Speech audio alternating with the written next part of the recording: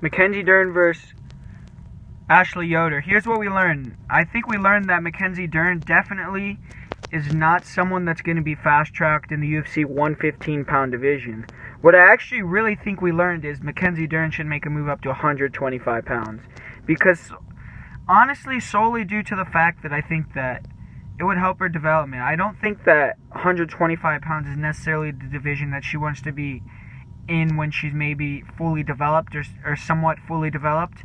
But right now, 125 is much less of a Shark's tank than freaking 115, man. 115 is pretty stacked. Even the lower echelon girls, the girls outside of the top 15, you know, the Angela Hills, the Nina Ansaroffs, those girls would fuck up Mackenzie Dern bad. I mean, what we saw there was total lack of knowledge of learning the distance control. She still does not have control of her distance very well whatsoever. She was throwing shots from way outside, looping in, giving herself big openings to be countered. And Ashley Yoder was actually pretty effective with their counters. I think Ashley Yoder is someone who is not very good. You know, she's not the best fighter, but she's definitely game, and she's someone that should be respected, man, because she's gotten in there with a lot of tough girls. She's gotten in there with Angela Hill. She's gotten in there with Mackenzie Dern. And the one thing you could say about her, which you can't say about a lot of females her level, is she would not get intimidated. She would not lose before the fight. Ashley Yoder comes in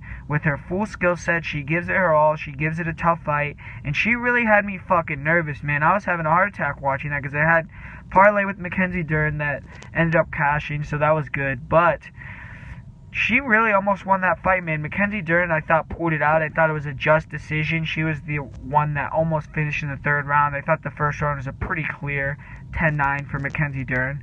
But that second round, she definitely was on the ropes there. She got dropped.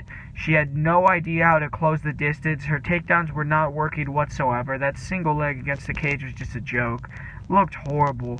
But, man, I think one thing you can really say about Mackenzie Dern at the end is she really pulled it out of her ass, bitch. She had to get that fight to the ground or get a changing moment on the feet. And she did it, man. She was able to get her down, take the back, and almost finish. And that just shows that Mackenzie Dern, maybe she's not fully developed, but I'm not ready to give up on this girl just yet because she shows that she has the fighter's heart. She can come back. She can finish at the very end. In her previous fight against Kaylin Medeiros, she finished the fight with 15 seconds left. So she definitely has the cardio to go all 3 rounds. And I just believe that she has that will, man. I think that she's someone that you could tell maybe doesn't have the best chin. She got dropped by a strike, but she got right back up, wasn't deterred, went right back at Ashley Yoder's face. And she's someone that I think you're going to have to really get rid of. She's not someone that maybe people thought in the past could be finished, could be stopped, could be hit, and she's going to shy away from the contact. No, she really showed that she's out there. You have to fight her. And maybe she's not the best fighter right now, but she definitely has the right mentality. And she'll go in there and try to win, man. She'll never give up. And I think a great fight for her development as well. And also just for women's MMA, I think a fun fight would be her versus Paige Van Sant at 125 pounds. Both are pretty similar levels.